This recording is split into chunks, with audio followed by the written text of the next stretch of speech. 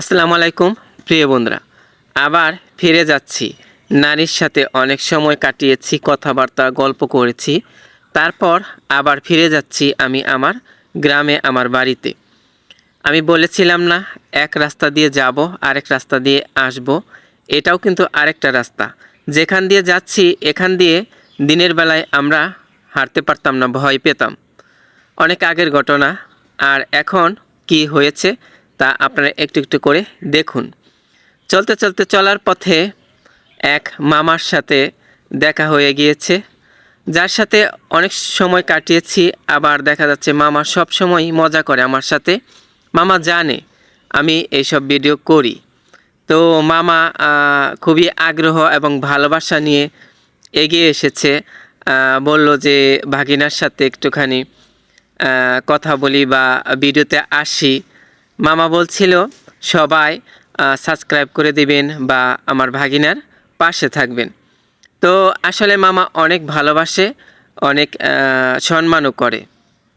তো মামা বলছিল যে চ্যানেলটা দেওয়ার জন্য, চ্যানেলের নামটা দিতে। যেহেতু এই চ্যানেলটা আমার নতুন, এর জন্য বলছি যে আমি পরে এসে চ্যানেলটা দিয়ে যাব, নামটা দিয়ে যাব। আর এই মামার মেয়ের সাথেই আবার আমার আরেক মামার ছেলের বিয়ে শাদী হয়েছে। তো সেই ভাইয়াটা বলছিল, আমার অনেক ছোট, আমার ছোট ভাইও, তো বলছিল যে ভাইয়া চ্যানেলটা দিয়ে যাইন। তো আমি বললাম যে আচ্ছা ঠিক আছে, পরে এসে দিয়ে যাব। তারপর আমি চলে আসলাম সেখান থেকে। তো চলে আসার পথে দেখতে পাচ্ছেন আমি শুধু হাসতেছি। কেন হাসতেছি? কারণ চলার পথে সবাই পরিচিত মানুষ, সবাই দেখে, হাসে যে ভিডিও করছি। আরেকটা ছেলে ব্যানে বসে আছে, ও কিন্তু একদমই ছোট। আমার এখানে স্কুল আছে, ওই স্কুলে পড়ে, কিন্তু হয়তো এখন একটু ছুটি ছিল বা ফাঁকা সময় ছিল, সে ফাঁকা সময়টাতে সে কাজ করতেছিল। আর বাকি যারা ওই যে রাস্তাঘাটে দেখা যাচ্ছে, ওনারা সবাই শুধু চেয়ে থাকে যে আমি আবার কি করি, ভিডিও করতেছি বা কথা বলতেছি, এগুলো ওনারা ফলো করতেছিল। যাই হোক, রাস্তার সাইড দিয়ে একটা ড্রেন যাচ্ছে, যেটাকে আমরা মনে করেন ময়লা আবর্জনার যে একটা পানি বা যাওয়ার যে একটা ব্যবস্থা, সেটা করা হচ্ছে এইখান দিয়ে। তো এটা একটা ভালো কাজ যেটা হচ্ছে, এটা একটা বিশাল বড় ভালো কাজ। কারণ নয়তো বা দেখা যাচ্ছে এখান দিয়ে এমন পানি জমাট বাঁধে, বর্ষাকালে এখান দিয়ে হাঁটা যায় না, অনেক পানি জমে যায়, পানি নেমে সারতে পারে না। যাই হোক, এই যে আমি হেঁটে যাচ্ছি, এইখান দিয়েও আসলেই খুবই ভয়াবহ অবস্থা ছিল। দেখা যাচ্ছে শুধু ফাঁকা ছিল এইখানটাতে। এখান দিয়ে আশেপাশে মানুষও তেমন একটা ছিল না, বাড়িঘর ছিল অনেক ফাঁকা ফাঁকা দূরে দূরে। কিন্তু দেখা যাচ্ছে যে এখান দিয়ে এখন মিল ফ্যাক্টরিতে ভরা এবং মানুষজনে ভরা। আর যেখানটাতে আমরা ভয় পেতাম, সেখানটাতে এখন অসংখ্য বাড়িঘর আর মানুষ, আর হলো ফ্ল্যাট। তো চলতে চলতে হেঁটে চলে যাচ্ছি মোড়ের ভিতরে। আমার এক খালার বাড়ি রয়েছে। খালাটাও আমাদের বাসায় ছিল, পূর্বে ভাড়া ছিল আমাদের বাসায়। অথচ সেই খালারা এখন এখানে জায়গা কিনে ফ্ল্যাট বাসা করেছে। তো সৃষ্টিকর্তা চাইলে কখন যে কাকে কি দেয়, কি হয়ে যায় কার ভাগ্যে, সেটা আসলে বলা মুশকিল। যাই হোক, সবার জীবনে সুখ আসুক, সবাই ভালো কিছু করুক, ভালো থাকুক, এটা আমি সব সময় প্রত্যাশা করি। এবং ভবিষ্যতেও আমি এই আশা বা প্রত্যাশাটাই করব, যাতে করে সবার জীবনে এমন ভালো কিছু হয়, সবাই যেন সুখী জীবনযাপন করতে পারে, আমার মতো যেন কারো জীবন না হয়। যাই হোক, হ্যাঁ, আবার এই কথা বলছি, সবাই হয়তো প্রশ্ন করতে পারেন, অনেকে আছেন যে আমার আবার জীবনে কি আছে।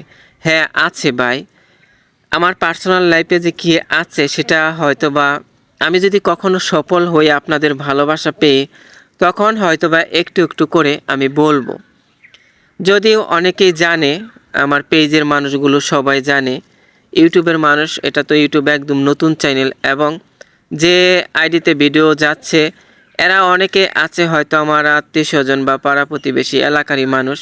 হয়তো তারা সেরকমটা ভাববে না, তারা অন্য কিছুই ভাববে, যার যেটা ভালো লাগে সে সেটা ভাবতে পারে। তো প্রিয় বন্ধুরা, চলতে চলতে অনেক কথা বলা হচ্ছিল। তো আর আমি গ্রামের ভিতর দিয়ে যে রাস্তাটা, এই রাস্তাগুলো ছিল কাঁচা, এখন ইটের রাস্তা। দেখা হয়ে গেল আমার আরেকটা মামার সাথে। মামাও দাঁড়িয়েছিল। মামা বলতেছিল বা ভাবছিল, বুঝতে পারছে যে আমি ভিডিও করতেছি, তাই দাঁড়িয়ে সে একটু দেখছিল যে আমি সত্যি কি করি। তো যাই হোক, খুবই নিকটে চলে এসে পড়েছি। আমার এই মোবাইলটা আসলে খুবই নর্মাল, কম দামি একটা মোবাইল, মাত্র 8,500 টাকার মোবাইল। তারপরও যে আপনাদের মাঝে এত সুন্দর সুন্দর ভিডিও দিতে পারতেছি, এটাই আমার সৌভাগ্য। যাই হোক, ছোট থেকে বড় হওয়ার চেষ্টা, আপনাদের মাঝে চেষ্টা চালিয়ে যাচ্ছি। বাকিটা সৃষ্টিকর্তার ইচ্ছা আর আপনাদের ভালোবাসা। তো প্রিয় বন্ধুরা, চলতে চলতে ভিডিওর প্রায় শেষ প্রান্তে চলে এসেছি। ভিডিও চলাকালীন অবস্থাতে আমার ভিডিওটা একদমই স্টপ হয়ে গিয়েছিল এই ভিডিওটা। তো আগামী ভিডিওতে দেখাবো আমাদের মামাদের সম্পর্কে যে কথাগুলো আপনাদের সামনে উপস্থাপন করেছি, সেই সম্পর্কে আপনারা দেখতে পারবেন সরাসরি। আমি সেই জিনিস বা সেই বিষয়বস্তুগুলো আপনাদের মাঝে ভিডিও করে রেখে দিয়েছি, সেগুলো আপনাদের মাঝে পেশ করব। এই যে যেখানটাতে দাঁড়িয়ে আছি, এখানটাতে কিন্তু অনেক ফাঁকা জমি, আর এখানে এখন মূলত চাষ করার জন্য একটা মানুষ লিজ হিসাবে নিয়েছে কয় বছরের জন্য মেয়াদে। এখানে একটা পেঁপে করেছে, খুবই ভালো ফলন হয়েছে, ভালোই মনে হয় লাভবান হয়েছে। আবারও পেঁপে গাছ লাগাবে বা অন্যান্য সবজি চাষ করবে।